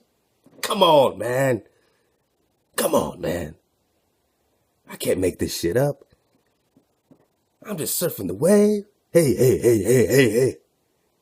The creator's powerful. Oh, man.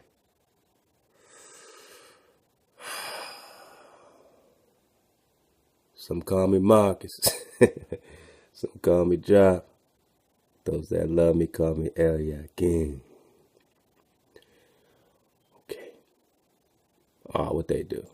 Did they owe... Oh, snap. See, whenever he finds them Drop, the masters of time and space say, oh, snap. Oh, snap. How did you find that, Drizop? How did you find that? Wait. Welcome to Swag Frequency. Yeah. 4, 3, 2. Enjoy the vibe suites, man. Oh, see how they try to just sucker punch us? We know where we was at, though. I just want to get that last part about that Devil's Punch Bowl again. I hope I can find it fast. Come on. Yo, check out that part 10, Preston John. We on your ass, Preston John. Oh, we on your ass, Preston John. Can't go nowhere in the timelines, man. Abram Brahman Connect. That voided manuscript's a mug. The voided manuscript's a mug. I ain't gonna go there, but y'all go and that, and you can, I mean, you know what I'm saying? Yeah. I mean, you could just go to the Wikipedia. We just did it in the last series, but, you know what I'm saying?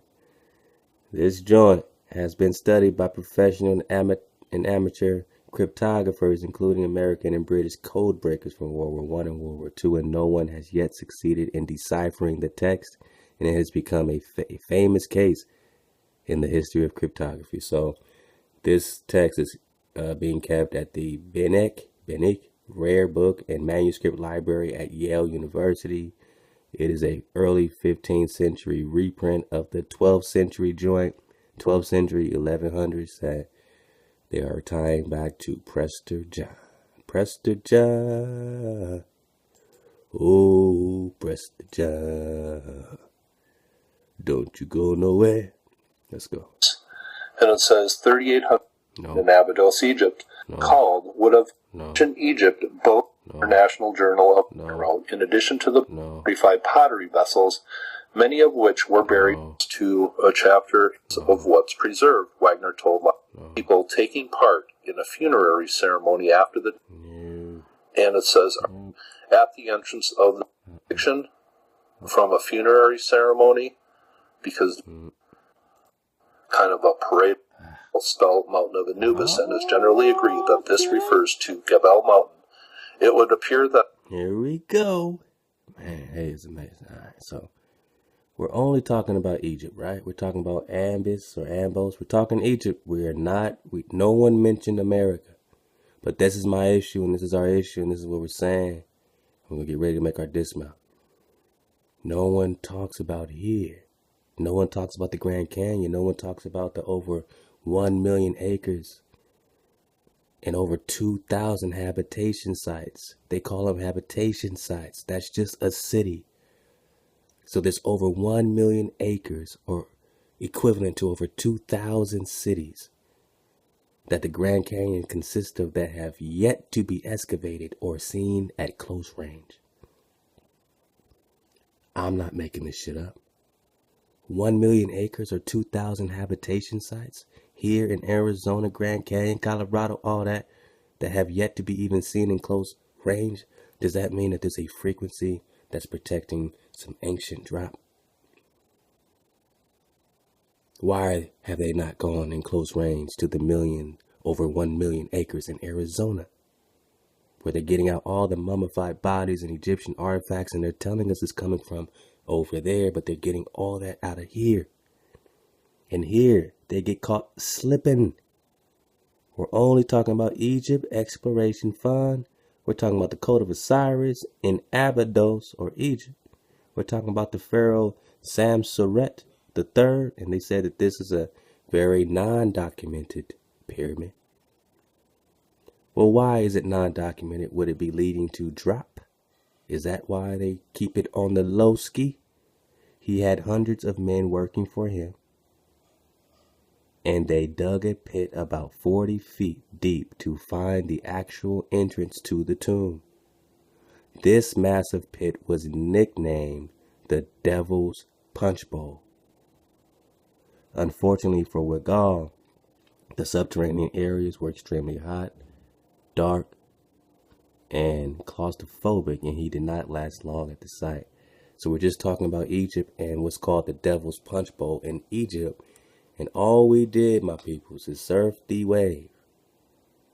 All praise the Creator, man, for the unsealing in his time, the Daniel 12 in his time.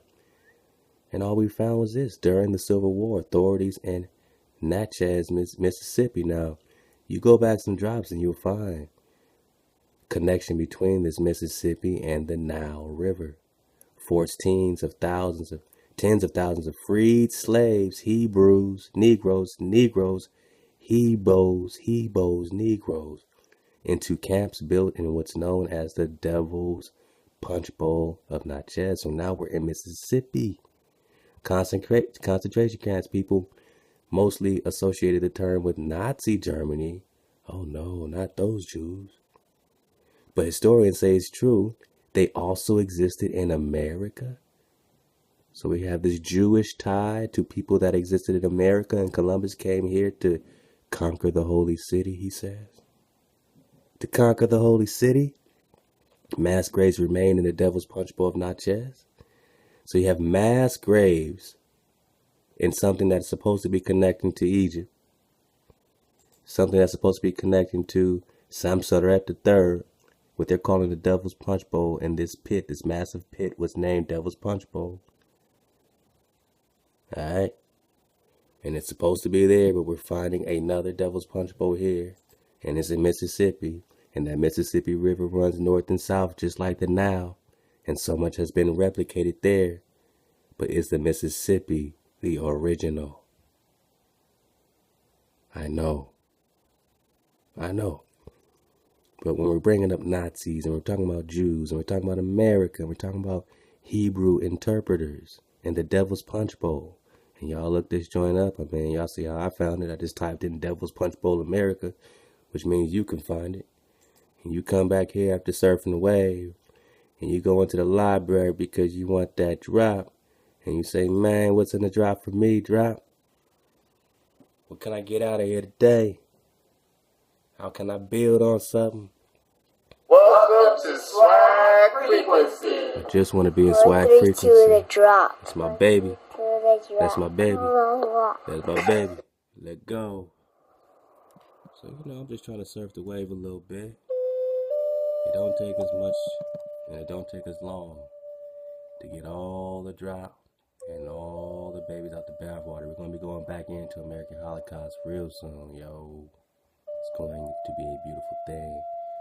This is the book that tells us how it's 4 times easier for us using the Gulf Stream to go to Africa, and 4 times harder, and takes 4 times the time and 4 times the sweat to travel those same waters back. Showing that these people discovered them way before they were discovered here. This is the old world, my people. We will be going back into worlds beyond the poles. We're going to go back in it. You saw how fun that was last time. I also have another great drop about explorer traveling the stratosphere. Remember the Papal? Got to get that back. Lost Tribes and Promised Land. So I think we're doing okay.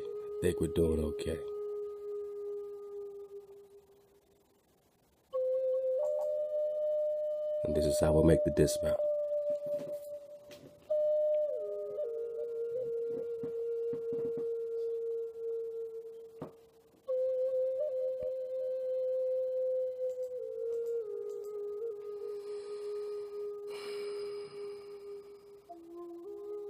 Now we got this before, but we're gonna get a little more. We got it before, but we're gonna get a little more. And we're gonna get back. Now this particular article, just in case this is your first time, this is the Exegesis of Empire toward a post-colonial reading of Christopher Columbus's El Libro de las Profecías, the Book of Prophesies. So you can look this up and you'll see it in Sevilla, Spain, the libraries in Spain. So if you really want to go get this El Libro de Profecías, you got to go to Sevilla, Spain. This particular researcher is doing an exegesis, or what do they call it?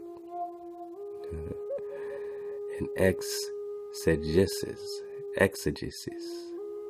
All right, dig on it. Exegesis.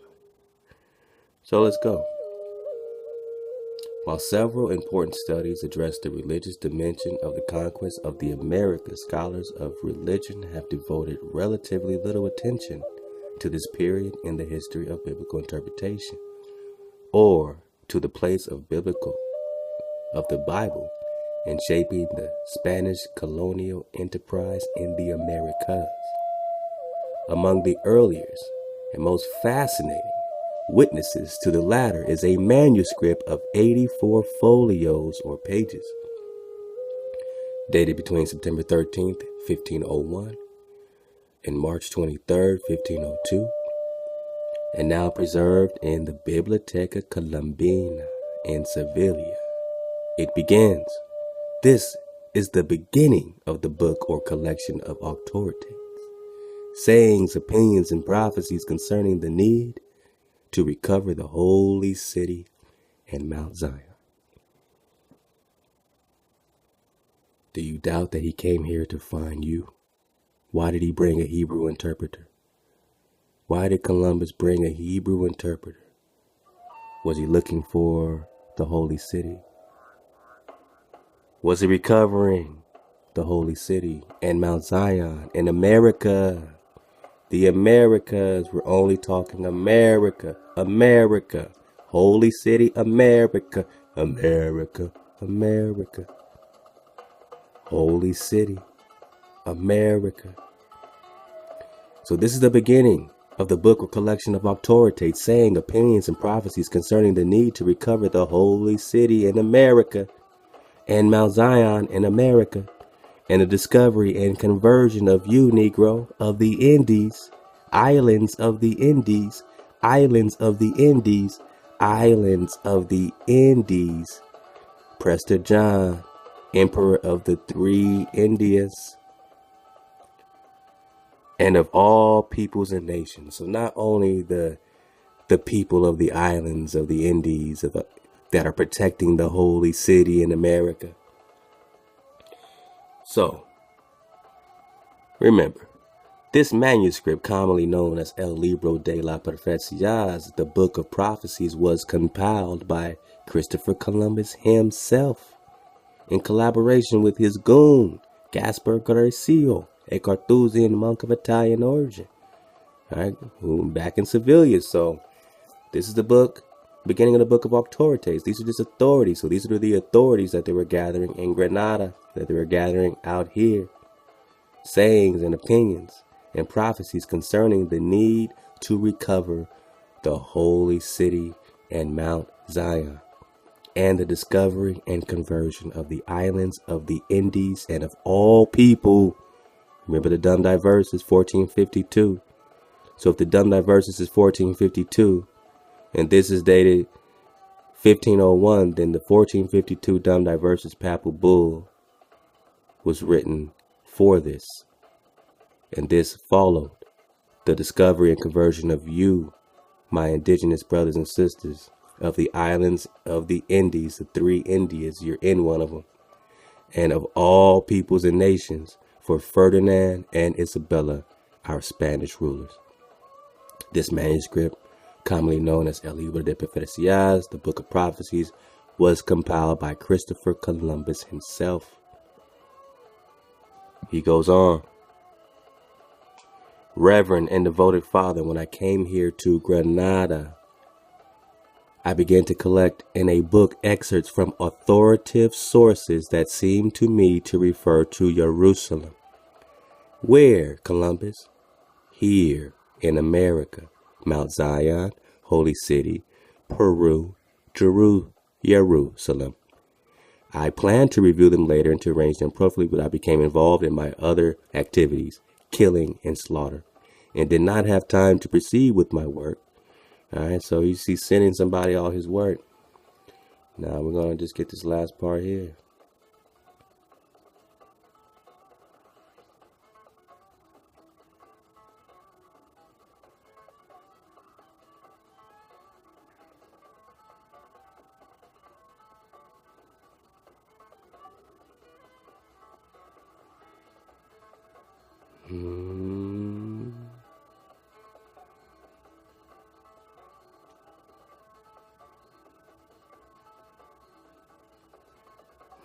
So this goes in, these are all Columbus's writings, talking about Isaiah is the prophet who is most highly praised by St. Jerome and St. Augustine concerning Isaiah. So it was all about Isaiah to Columbus.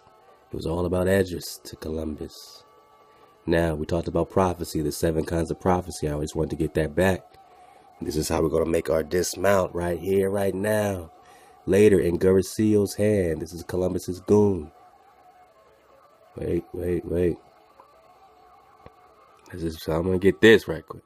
As Avalos explains, this was an ancient and pervasive exegetical principle that allowed Columbus to claim as prophecies many texts that, judging by the original grammar and context, otherwise refer to past events. Thus, in a section devoted to passages concerning the future, de futuro, one finds many passages dealing with places, i.e.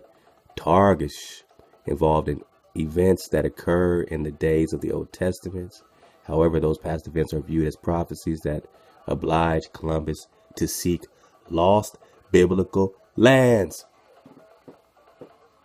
Whoa! So he really saw himself in, this biblical way of, seeking some lands and trying to think he can save somebody as a Christian and hijack Jerusalem and save it from some savages. He just didn't fucking get it. But he did, though. But he really did. So Columbus was seeking biblical lands. That's why he said he's looking for the holy city in Mount Zion. He was looking for the biblical lands. Do you get me?